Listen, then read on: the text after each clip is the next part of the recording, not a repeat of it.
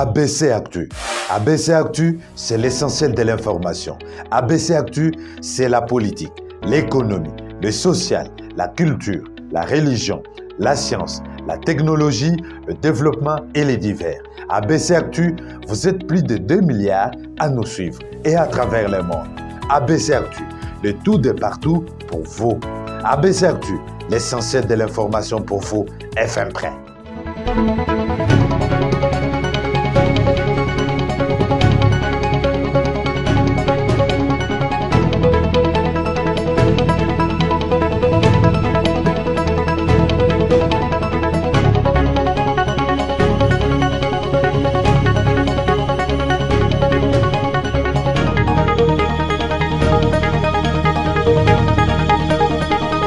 Vous nous avez choisi pour vous informer, nous vous en remercions.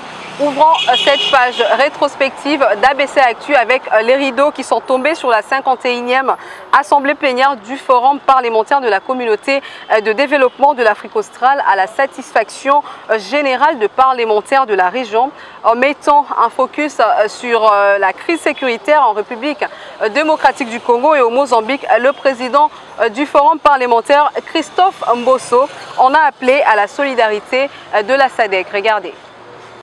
La réussite de la 51e session de l'Assemblée plénière, c'est l'élaboration de la 5e loi type sur la gestion de finances publiques qui, en fait, est un instrument normatif historique et novateur, avec un ancrage sur le thème général du symposium, à savoir vers l'efficacité énergétique, la viabilité et l'autosuffisance dans la région de la SADC.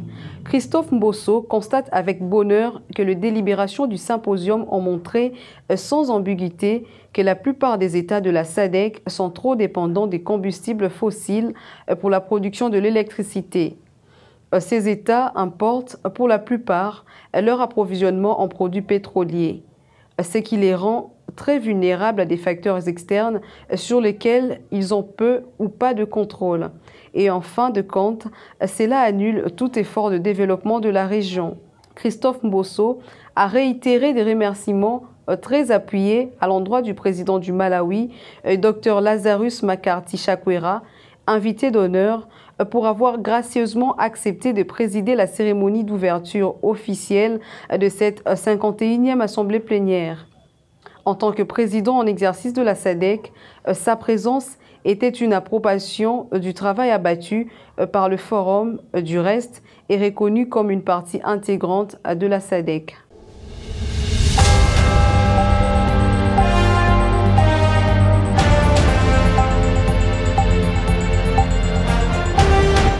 Toujours dans l'actualité, tenu du 5 au 13 juillet dernier, le Conseil supérieur de la magistrature a tourné autour de la présentation du rapport annuel à la question relative à la carrière de magistrat et aussi à la question relative à la discipline.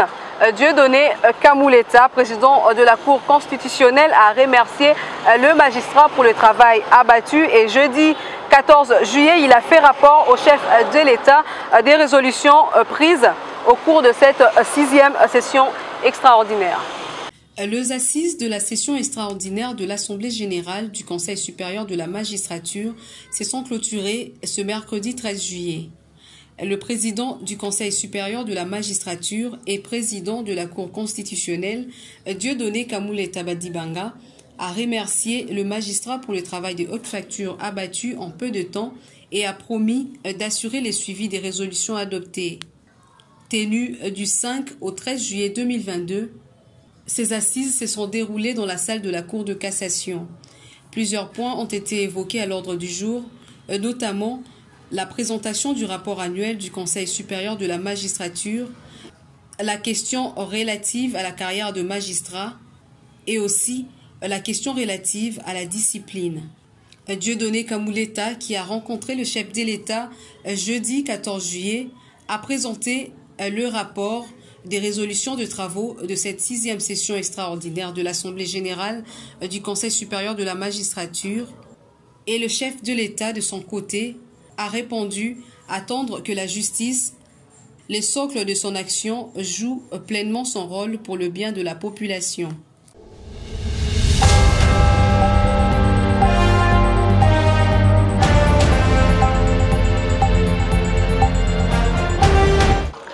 Ouvert lundi en juillet dernier, le congrès de l'ECID de Martin Fayulu a pris fin mercredi 13 juillet 2022 à Kisangani. Parmi les décisions prises sur place figure l'investiture de celui-ci comme candidat en 2023.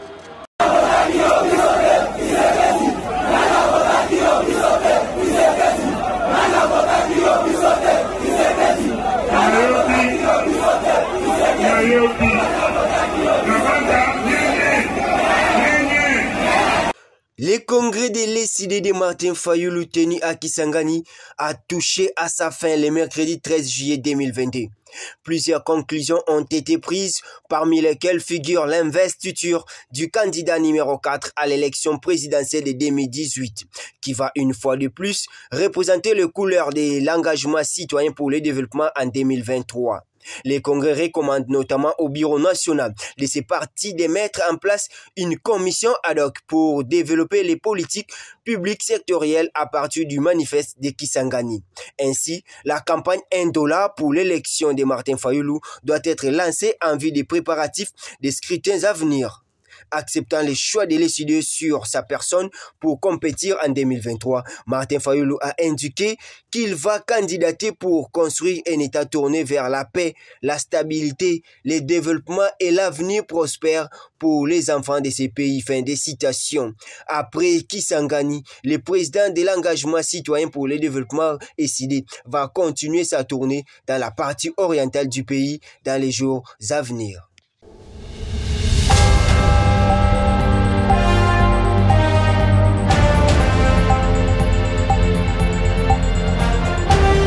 Cette semaine également, l'inspecteur de finances, chef de service Jules Alinguete était à l'université de Kinshasa avec pour mission échanger avec les étudiants sur la lutte contre la corruption. Dans le cadre des échanges mis en place par l'inspection générale des finances IGF, l'inspecteur général des finances, chef des services Jules Alinguete, a animé le mardi 12 juillet 2022 à l'université de Kinshasa une conférence débat sur la lutte contre la corruption et les détournements des deniers publics qui est une garantie de la bonne gouvernance et gage du développement de la République démocratique du Congo. Dans son speech, Jules Alinguete a encouragé les étudiants de ne cesser de poser des actes allant dans le sens de combattre la corruption. Il renchérit qu'en déclenchant une vraie lutte contre les antivaleurs dans la gestion publique par l'instauration de la bonne gouvernance, le chef de l'État a sauvé la République démocratique du Congo d'une liquidation programmée par les prédateurs sans pitié.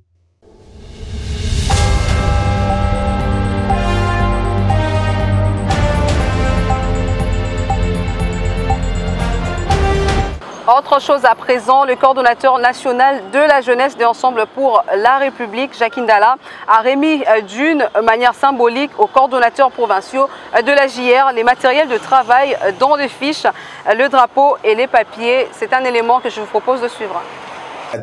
Des fiches d'adhésion, des papiers en tête personnalisés, des drapeaux, des t-shirts et des bâches. Les bénéficiaires présents ont dit merci au président Moïse Katumbi Chapwe et au secrétaire général honorable Dieudonné Bolenguetenge Balea pour l'accompagnement et ont rassuré aux patriotes résistants de travailler pour les partis. La ville-province de Kinshasa était représentée par le coordonnateur provincial adjoint Alliance Balanda. On vient de recevoir quelques matériels de visibilité qui va nous rendre plus compétitifs sur terrain. Le Kasaï oriental, par Pitié Yombo Kadima, très content de cet acte non moins louable. Jeunesse d'ensemble, coordination à Kasaï oriental. Tout dit tout est là, toi ce qui dit manzan tenta, que du ban fumba, tu sumbuche tout ensemble. Tout est là, toi ce qui dit là bien ou bien nous djum. Et le Kwango par M. Aristide Manzou Siketo, très content de ces gestes. Na zina ya bampangi na beto ya kwangu mumevutula matondo na président Moïse Katumbi na kisalu ya mbote yake na kusala sam na parti na beto Ensemble pour la République sam na befort nyonso na bensini ya beto bomepesa beto sam na kuimplanter parti na ba province na beto. Pour le Kasaï oriental et le Kwango, la JR leur a remboursé les tickets de voyage qu'ils ont reçus de séances tenantes. Cette brève cérémonie s'est terminée sous une note de satisfaction avec souci d'atteindre le reste des provinces.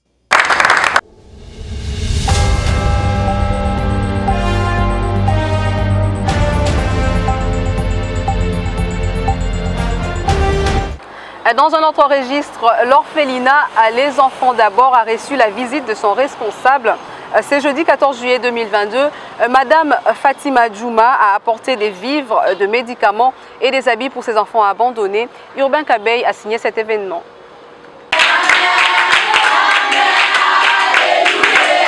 Visite des réconforts de Madame Fatima Djouma Emerance dans son orphelinat Les Enfants d'abord, se trouvant en Gaba ce jeudi 14 juillet 2022.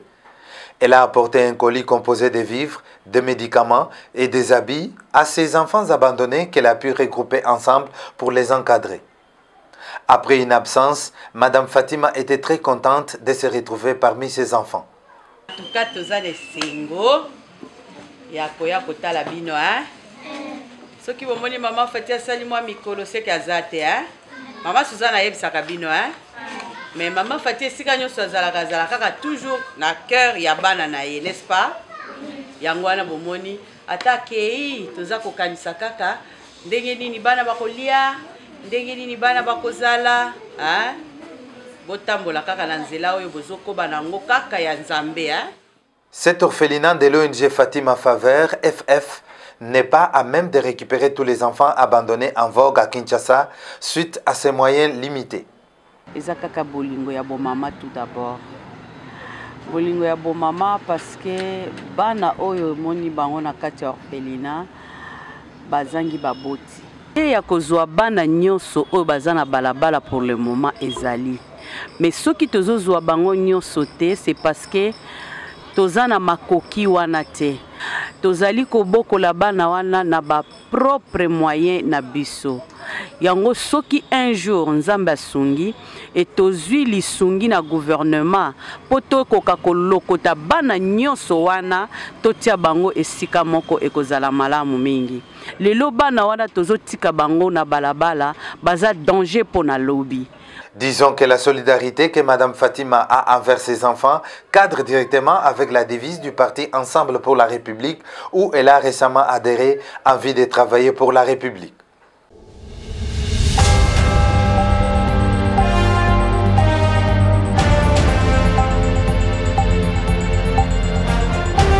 Avant de nous séparer, ouvrons le chapitre sport. Autrefois, en 1974, les combats du siècle s'étaient déroulés au stade Tata Raphaël de Kinshasa entre Ali et Foreman. Et cette fois-ci, ce sera au stade de Martyrs de Kinshasa que le boxeur congolais Ilunga Makabu, champion du monde WBC, tentera de défier à domicile Riyad Meri, le boxeur d'origine ivoirienne, champion du monde WBA. Ça sera ce 30 septembre et l'annonce a été faite par le président de la Fédération de la boxe du Congo que je vous propose de suivre à travers ces comptes rendus. Même si on ne croit pas en nous, mais les œuvres, les actes posés fait preuve que la boxe existe. Le 30 septembre, on aura un grand combat ici de l'unification entre Junior Makabu et le boxeur belge. Il s'appelle Riyad Meri, d'origine ivoirienne. Il a presque plutôt 31 combats, 29 victoires, 2 défaites, 25 par KO. Et il est champion du monde, comme on vient de vous le dire. Tout est fin prêt. Donc le combat maintenant est confirmé pour le 30, ici, le 30 septembre, ici à Kinshasa, au stade de Martyrs.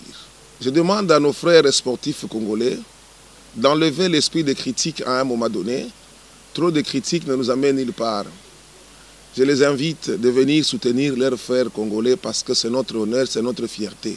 Ne voyez pas Junior comme Junior Makabu, comme Ilunga Makabu. Il faut voir Junior comme notre patrimoine. Junior aura sa bourse. L'adversaire aussi aura sa bourse grâce au président de la République qui a donné son accord pour notre fierté, pour l'intérêt du pays. Bientôt là, notre champion doit partir au camp d'entraînement, il doit aller s'enfermer au camp d'entraînement. Et nous allons rester travailler pour que tout soit en ordre. Je dis vraiment, vraiment merci au président de la République de nous donner, à tous les Congolais de telles occasions, suivre la boxe au Congo. Excellence, Monsieur le Président de la République, la Fédération congolaise, vous dit merci à mon nom propre étant manager de Junior Makabu. Nous vous disons merci, merci pour nous avoir offert ces combats d'unification au Congo le 30 septembre.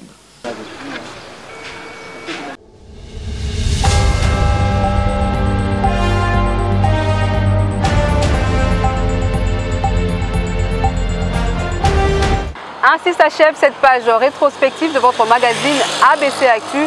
Bonne suite au programme sur vos antennes et moi je vous dis à la prochaine.